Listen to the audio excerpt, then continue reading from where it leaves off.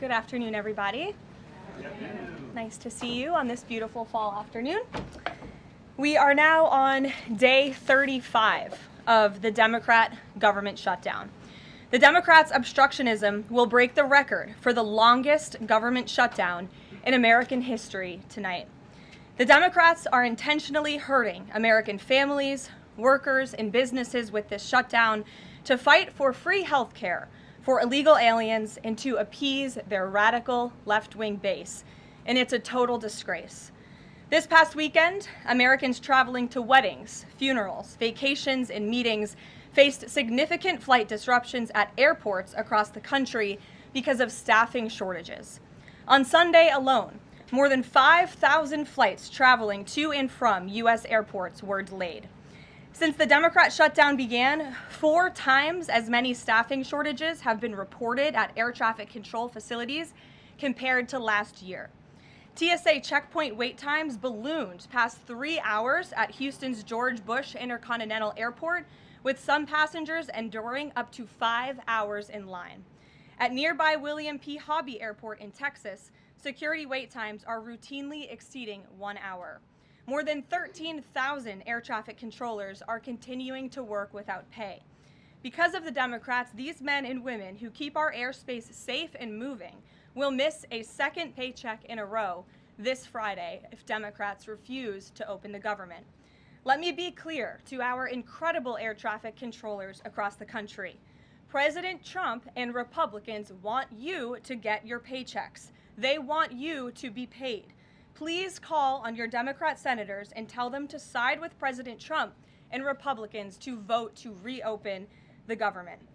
Our nation's 4 largest airlines, United, Delta, American, and Southwest, have now all endorsed the Republican, nonpartisan, clean funding bill to end the government shutdown.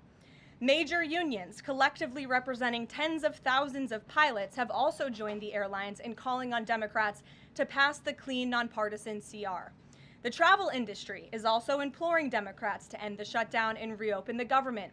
Nearly 500 companies and groups in the travel business, including casinos, hotels, and convention bureaus, signed a public letter warning that America's travel economy has already lost $4 billion due to this Democrat shutdown, and they have called for the Republican CR to be passed, saying Americans expect and deserve a fully functioning federal government during the peak holiday travel season. Never before have we seen private industry and union leadership so unified on the same issue, rallying behind Republicans in such a vocal way. The Democrats have completely lost the plot. They are endangering the safety, prosperity, and livelihoods of millions of Americans.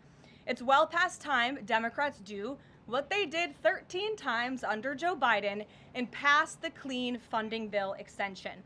All we need are 5 Democrat senators to put country over party and vote to end this reckless shutdown.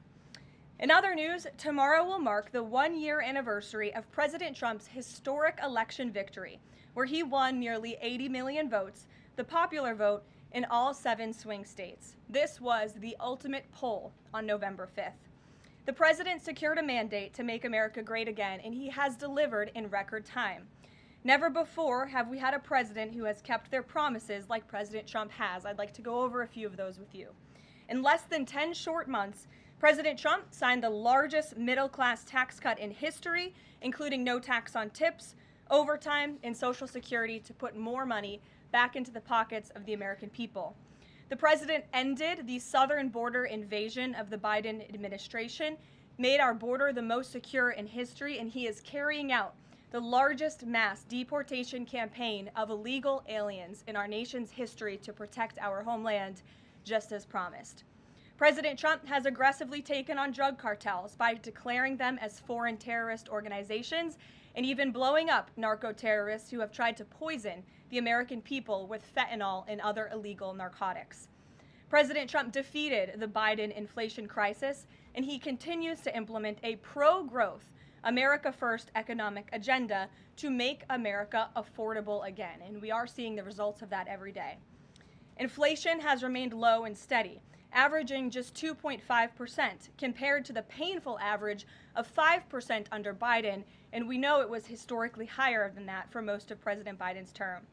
Meanwhile, real private sector wages are on track to rise by almost $1,500 since President Trump took office, a significant change to the Biden years where private sector wages declined and were being wiped out by inflation.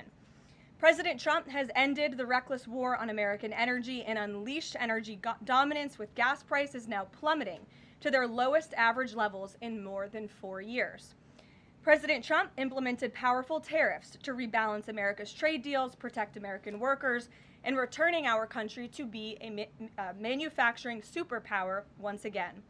As a result, the president has secured trillions and trillions of dollars in private and foreign investments into the United States, which are creating high-paying jobs for the greatest workforce in the world. The president has restored America's place as the leader of the free world through his unwavering peace through strength foreign policy that has already ended 8 wars and counting. And the president ended illegal DEI initiatives in our federal government and is returning our country to a merit-based society based on common sense. President Trump protected opportunities for women and girls to compete safely and fairly by continuing to keep men out of women's sports. Americans have a president who works tirelessly, literally 24/7, to improve their lives and make our country better than it has ever been before.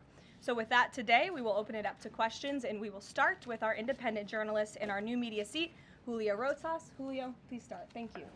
Thanks, Caroline.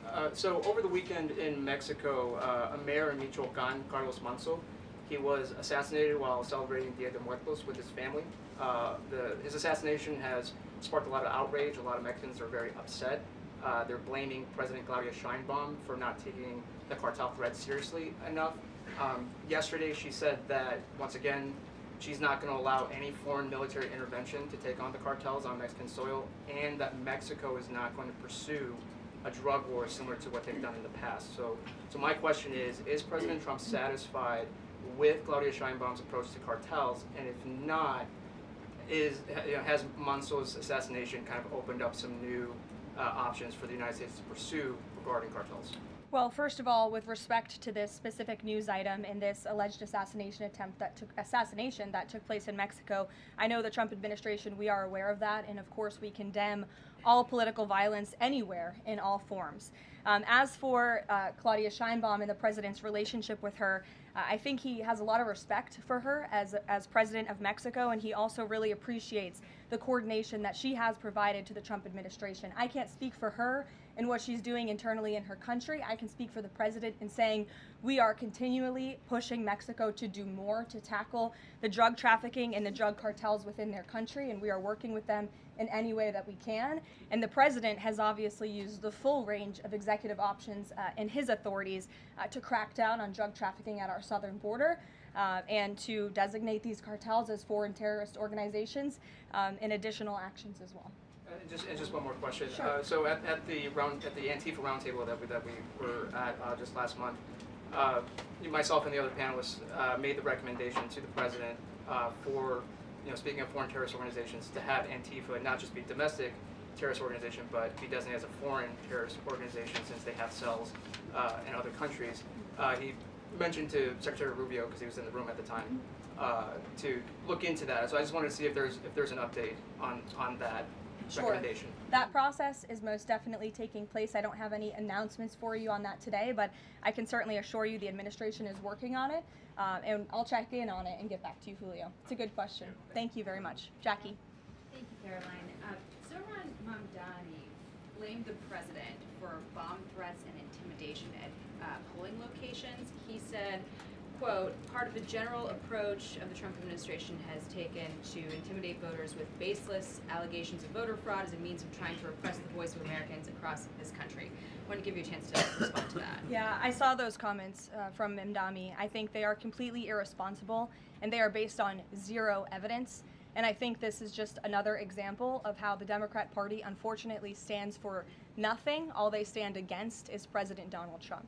And I think it's quite sad to see that we have someone at the top of the ticket on an election day today saying such things about the president when he obviously had absolutely nothing to do with those threats. And on the shutdown, Democrats have been pretty quiet about the president's push for the nuclear option, terminating the filibuster. Is there any concern around here that Democrats might actually want Republicans to get rid of the filibuster so that one day, when they're in power again, the door's already open for them to pack the Supreme Court, give statehood to D.C. and Puerto Rico, make mail-in balloting permanent, those kinds of things? I think the president has been very realistic and strong in his position on the filibuster. He's been very vocal about it. I just spoke to him about it. He feels really strongly about this. Republicans need to play tough and they need to play smart. That's how the president feels.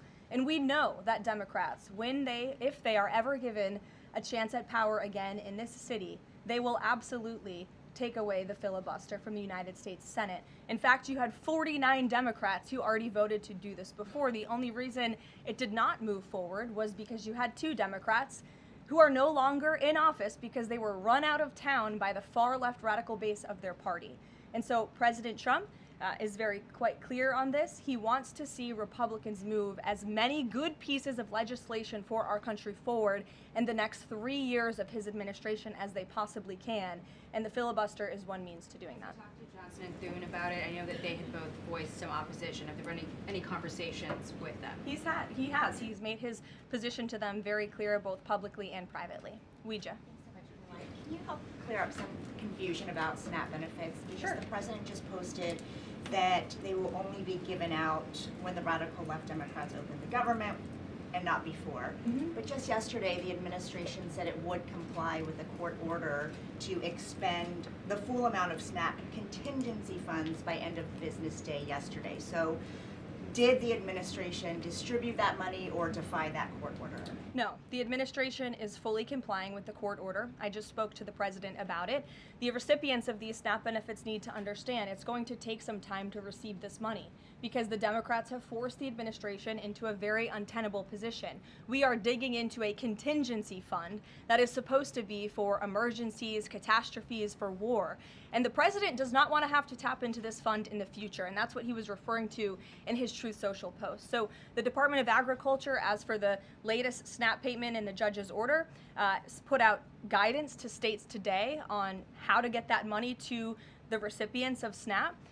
But it's going to take some time. The best way to get the full amount of SNAP benefits to those beneficiaries is for Democrats to reopen the government. So to anyone who is a SNAP beneficiary at home who needs that assistance, and the president was just saying, this is for people who are truly needy, who need food, who need this assistance from the United States government. Democrats are holding it up and making it difficult for the administration to get those payments out the door. So if you are at home and you want your SNAP benefits, call the Democrats and tell them to reopen the government. Blocking that contingency fund for the future if this shutdown lingers on? Look, the president does not want to have to continue to dip into a contingency fund that doesn't even have enough money, by the way, to fund the full program. It takes $9 billion to get the full scale of the benefits out the door. This contingency fund only has about $5 billion in it. So again, Democrats need to reopen the government so we can get these benefits out the door for people who truly need them. Kate. Thanks. The president suggested that if Mamdani wins, that he would cut federal funding to New York. How much funding would be impacted? What would be impacted there? Well, look, we won't get ahead of the election results, nor will I speak to what the president may do in the future. We'll see how tonight goes, and then I'll let him speak on it further. And why did the administration exclude Democratic lawmakers? Last week there was a briefing about U.S. strikes on alleged drug trafficking boats. Why were those Democrats excluded? The administration has briefed Congress on these matters 8 separate times, and Democrats have been included in those briefings. In fact, I know that Secretary Rubio will be on Capitol Hill tomorrow to brief the Gang of 12, which includes Democrats as well. So the president's made it very clear, if senators want to understand the administration's operations against narco drug traffickers, we are very happy to speak with them about that, and we will continue to do so. But we've been incredibly transparent. As I said, there's been 8 briefings on this topic, with the 9th coming tomorrow.